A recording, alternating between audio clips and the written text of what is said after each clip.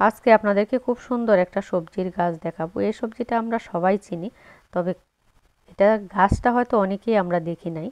এই যে ফলটা দেখতে পাচ্ছেন, আমাদের অঞ্চলে এটাকে বলে চুকাই ফল। আপনারা কে কী নামে ডাকেন কমেন্ট করে জানাবেন। এটার ফল পাতা সবই কিন্তু খাওয়া যায়। এটা এতই সুন্দর এবং মজার একটা সবজি।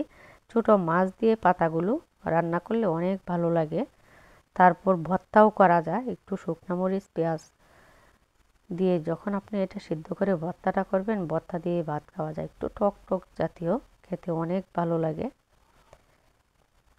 গ্রামের প্রতিটা ঘরের কোনায় কিন্তু এই গাছগুলো লাগানো থাকে।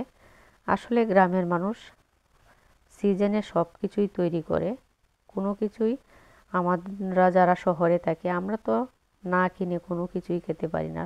গ্রামের মানুষ কয়জনে কিনে সবজি খায়? সবাই কিন্তু বাড়ির আশেপাশে অনেক ধরনের শাক সবজি লাগায়। এটা কিন্তু খুবই ভালো। নিজের হাতের শাক সবজি অন্যরকম মজা।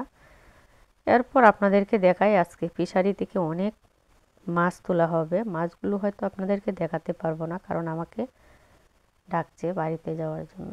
বলে আসছিলাম যে তোমরা রান্নাগুলো রেডি করো, আমি একটু ভিডিও করব। সেজন্য ওরা অপেক্ষায় বসে আছে যে আমি কখন যাব। এখান থেকে একটা পেঁপে পেরে নিয়ে যাই। পেঁপে দিয়ে আজকে মুরগির মাংস দিয়ে ঝোল করা হবে। দেশি মুরগি দিয়ে পেঁপে রান্না কিন্তু অনেক ভালো লাগে। এইখানে মাছ কয়টা কেটে নিচ্ছে। সবগুলো মাছ আপনাদেরকে দেখাতে পারিনি, আর একটা ভিডিওতে দেখাবো কি কি মাছ ধরেছে। এটা হচ্ছে তেলাপিয়া মাছ। তেলাপিয়া মাছও কিন্তু তাজা একদম, যখন সাথে সাথে এনেই রান্না করা হয় ভাজি করা হয় অনেক ভালো লাগে। আর তেলাপিয়াগুলো যখন বড় হয় এগুলো কিন্তু অনেক স্বাদ থাকে। এইটা এখানে পরিমাণ মতো লবণ, হলুদ, ধনিয়ার গুঁড়া, জিরার গুঁড়া এগুলো দিয়ে মেখে নিচ্ছি। একটু মরিচের গুঁড়াও দিয়েছে। ম্যারিনেট করে 10 মিনিটের মতো রেখে তারপর এগুলো ভেজে নেওয়া হবে। গরম গরম মাছ ভাজি খেতে কিন্তু অনেক মজা। আমার কাছে তো অনেক ভালো লাগে। কে কে মাছ ভাজি খেতে পছন্দ করেন কমেন্টে জানাবেন। প্রথমে মাথাটা ভেজে নেওয়া হচ্ছে, কারণ এটা কিন্তু একটু সময় নিয়ে ভাজতে হবে।